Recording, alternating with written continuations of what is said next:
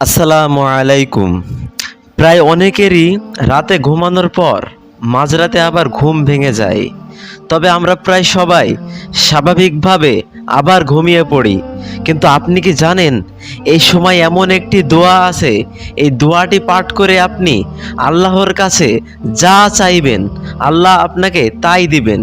হাদিসের মধ্যে আমরা দেখতে পাই হযরত মুহাম্মদ সাল্লাল্লাহু আলাইহি ওয়াসাল্লাম বলেছেন, তোমাদের কারোর যদি রাতে ঘুম ভেঙে যায় তাহলে এই দোয়াটি পড়বে।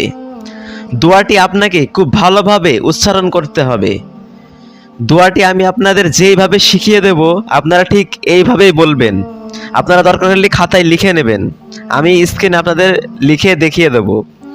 দোয়াটি হলো লা ইলাহা ইল্লাল্লাহু ওয়াহদাহু লা শারীকা লাহু লাহুল মুলকু ওয়া লাহুল হামদু ওয়া হুয়া আলা কুল্লি শাইইন কাদির সুবহানাল্লাহি ওয়াল হামদুলিল্লাহ ওয়া আলা ইলাহা ইল্লাল্লাহু আল্লাহু আকবার লা হাওলা ওয়ালা কুওয়াতা ইল্লা বিল্লাহ।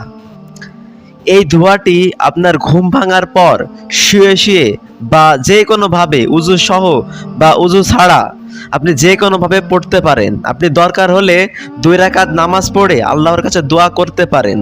আল্লাহ আপনার দোয়া কবুল করবেন, কারণ এটা হাদিসের কথা। হাদিসের কথা কখনোই মিথ্যা হতে পারে না, কারণ রাসূলুল্লাহ সাল্লাল্লাহু আলাইহি ওয়াসাল্লাম সেই সব কথাই বলেছেন যা আল্লাহ তাকে শিখিয়ে দিয়েছেন। আল্লাহ তাআলা আমাদের সবাইকে এই আমলটি করার তৌফিক দান করুন এবং আল্লাহ আপনাদের আমার এবং আপনাদের সকল দোয়া কবুল করুন। আমিন।